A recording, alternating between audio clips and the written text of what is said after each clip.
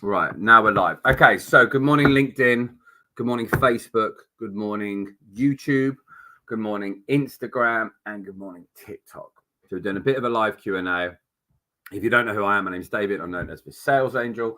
I'm a sales and business coach, mentor, and strategist. And I help two fit areas. One, I help businesses scale, whether that's a solopreneur. So you are doing this founder-led sales. You're running the business, coach, consultant, expert, or companies with sales teams.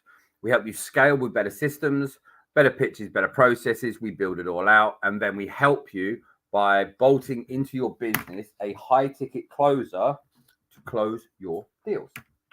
Then the other side of what we do is we train high ticket closers. People that want to become a high ticket closer, we give them their first opportunity. We train them for 12 weeks. And at the end of those 12 weeks, they graduate with us.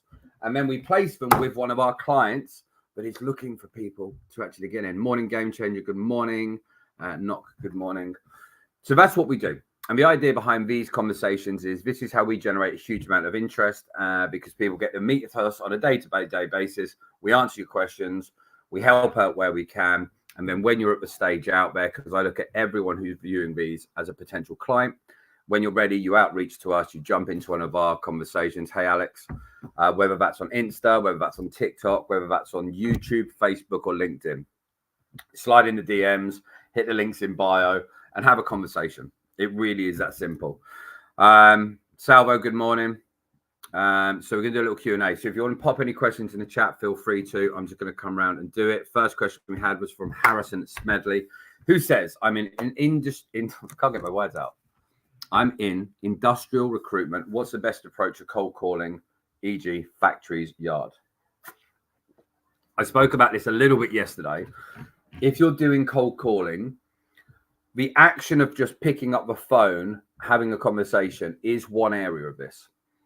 But also, how much of your time is spent getting through to the right person?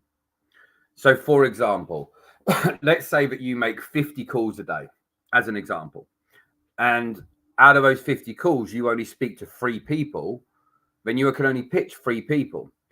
But imagine if you didn't have to go through the receptionist or through all around the houses, and you could get through to the right person, and actually you could get through to 30 people. You've just 10x'd the amount of contact rate you can have. And that's just by getting the right data. So there's lots of companies out there where you can source data from, people like ZoomInfo, Rocket Reach, other companies. You can also just go onto somewhere like Fiverr and find someone who's affordable, who already has access to that software, but actually can legally source you the data that you need to go out and have those conversations. Now, here's one of the big parts that most people miss. When you ask for data, be specific about the data you're trying to get so you can get the best conversions. So, for example, what's your sweet spot? What size company are you trying to get into? Who's the person you're trying to get to? Are you trying to get their direct dial? Have you asked if you can get their mobile number? Are you looking for this information? Are you looking for that information? You're better off having a list of 500 businesses that you have all the data with than 5,000 that you're just sporadically calling. That's step 1 if you're going to be cold calling. Step 2 is instead of necessarily always phoning with your product or your service, phone up with knowing their pain points. A lot of the conversation that we have around cold calling, having a dismissive statement. And what I mean by that is if someone's talking to me and I was doing it for sales, I would say, hey, so listen, once you've got in the intro and you've got a chance, so can I have 30 seconds, however you're going to do that intro. He said, okay, so just to let you know, my name's Dave, and I get brought in by leading directors. Most of them are sick and tired of trying to kick their own sales team in the backside, or they're doing all the sales themselves and are a bit frustrated and tired. Most of them out there have tried a few different hacks and tricks and are pretty experienced, and they're a bit pulling out their hair now and they don't know what to do next. But you're probably going to tell me, this is the dismissive part, but you're making so much money now, you don't want any more clients. You're about to sail off into the sunset because you've made your billions. You're about to retire and you're going to move to the Maldives, right? And the dismissive statement is going to lean towards them then saying, no, mate, definitely not. Or they laugh. which is what actually happens with most people. They laugh and go, I am definitely not going to the Maldives right now. And you go, oh, and now you can act surprised rather than it being, hey, so I can help your business make more money. By having a dismissive statement, it opens up far more dialogue. Because you're like, hey, this is what I normally do, but you're going to tell me that you're kicking ass, you don't need any help, you're making so much money going to the Maldives. Obviously, better tone, slowing it down. Now when they go, no, now you can go, oh, really? What's going on? And that's the easiest way to go into a conversation. Dismissive statement that are going to get them to say no. The no gives you permission. And then you say, hey, I said I was going to be 30 seconds. I said I was going to be 20 seconds. It was going to be a minute. Are you okay for 30 seconds more? Because I wasn't expecting this. Yes. Okay. Real quick. Can I ask you one quick question? Because I really need to get on with my day. And I don't even know if we can help. What you're now doing is getting to the next lamppost in the sale rather than trying to focus all your time and energy on doing too much. But here's the other part with this. And if you're just joining us, we're doing a live Q&A. So if you've got questions, pop them in the chat, whether you're on YouTube, Facebook, LinkedIn, Instagram, or on TikTok. Really understand what you're trying to do within that cold call. What is the intention of a cold call? If your intention is just to build enough curiosity that you can find a pain point, for example, then book them in for a phone call so that you then have more dedicated time, don't lose sight of that part. Hey, Eki, don't lose sight of that part. It's so easy that people get caught up with over pitching that first conversation. And you started off by saying you're going to be a couple of minutes, and now you've waffled on for 2 minutes, and that's it. So really get clear behind it. So I hope that helps, Harrison. Anyone else got any questions, pop them in the chat. I'll have a little look through now. Thank you for the 574 likes on TikTok. CX says, I respect Mr. Beast. He has built 100 wells. Well, I don't understand what that question's got to do with anything, mate. Oh, Joe Cuthbert. Work in sales. Any advice on prospecting, generating more leads? Okay. So I've just done this for a client. Anyone here uses ChatGPT? I'll give you an absolute inside trickorama for you, which is so simple. Say if you want to generate leads now, use ChatGPT to work out a very simplified way. And you can use this for your social media, for your outreach, for your lead magnets. So I'll read you what I typed in as a prompt. And if you want help with this, DM me later and I can always send it over. Let me find it on here.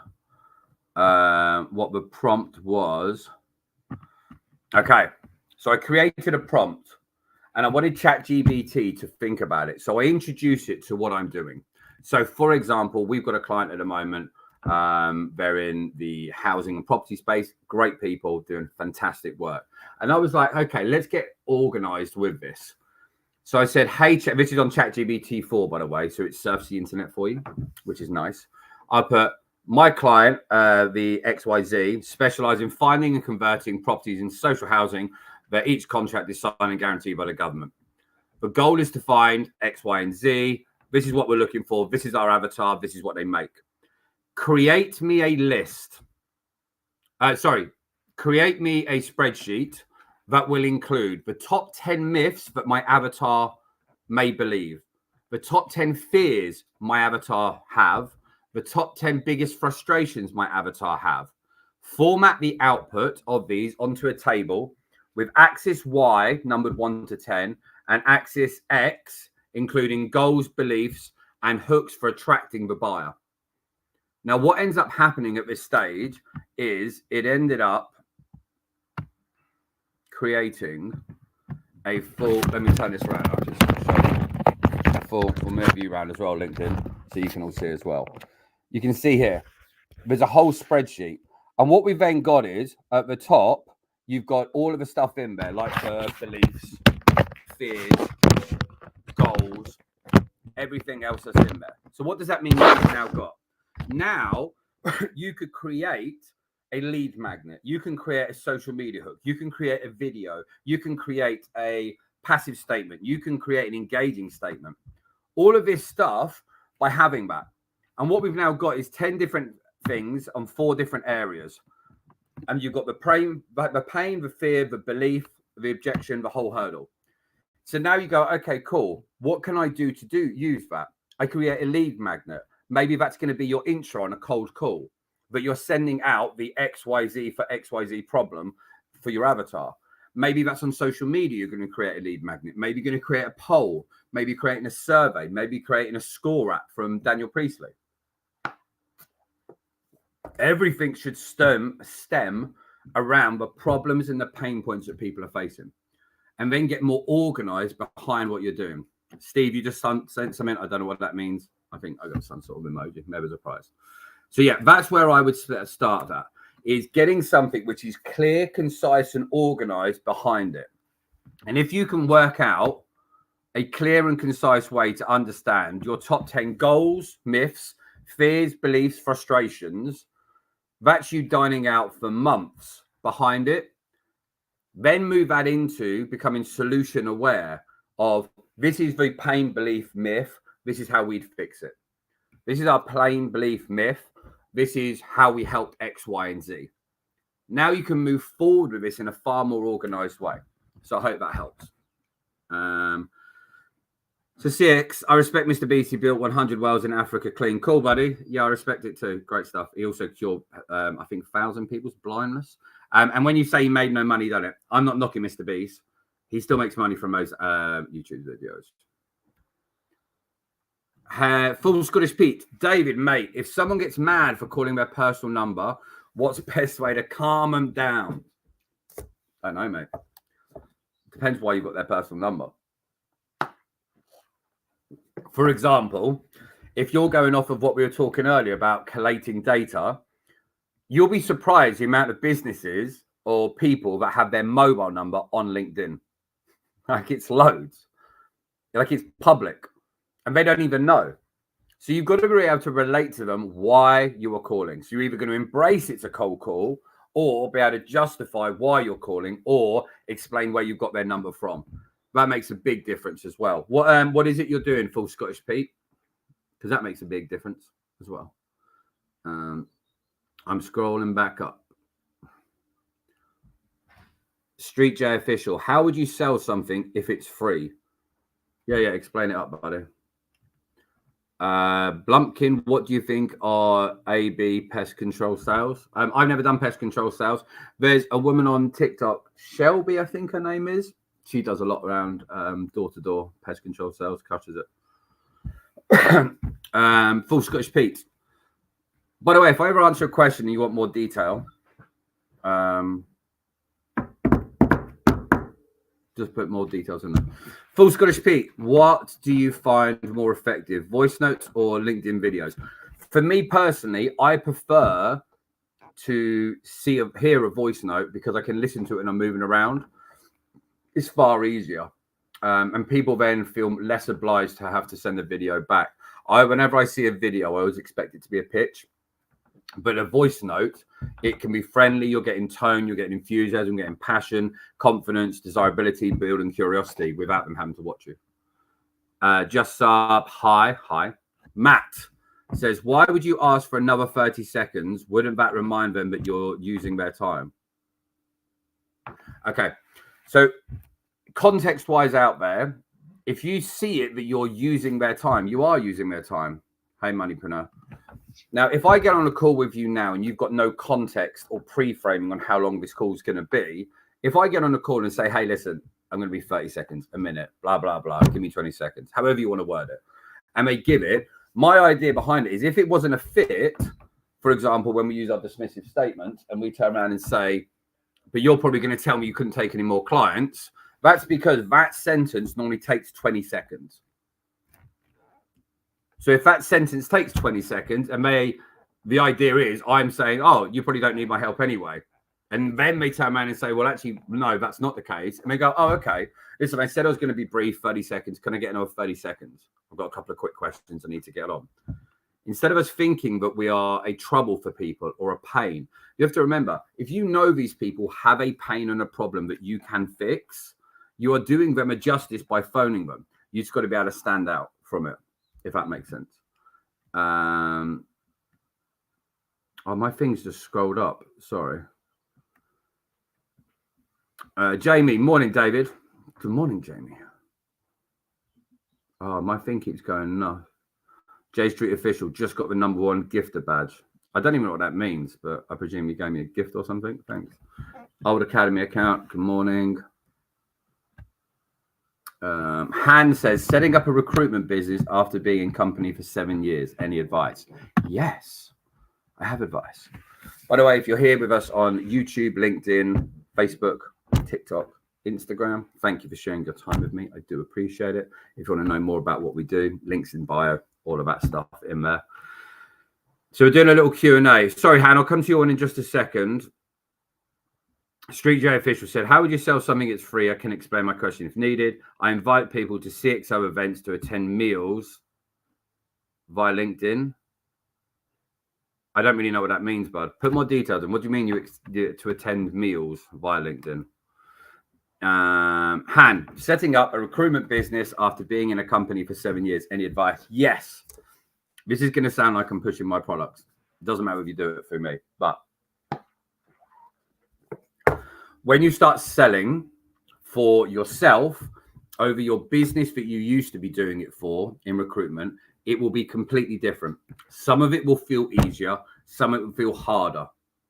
And because you're making more of the money, and psychologically, you feel like you don't need as much. Because if you're suddenly getting a 60% commission instead of 20%, for example, but actually psychologically, you feel like you don't need as much. So treat yourself like an employee. What I mean by that is hold yourself accountable as if you were still an employee. Set targets like you're an employee, turn up at the time, go home at a time as if you were an employee. Too many people set up a business and they slack off with that CEO badge. Yes, Street Official, you are welcome to DM it. So the idea behind these is more for helping get awareness out there for what we're doing and highlighting some of the problems. We're going to be looking at doing more probably tailored in-person events and online events in the coming months as well. So if you see anything pop up, you want to know a bit more about any of that stuff, do let me know. It's 25 past, so we've got to shoot because I've got to call it 1:30. So thank you for dropping on. DM me, Street J Official. We'll try and reply as soon as we can. Mark Ellison, Luke Evans, thank you everyone for dropping in. Have a great day. TikTok, we'll see you later. And I can't even end it now. There we go. Instagram, see you later. YouTube, LinkedIn, and Facebook. See you later.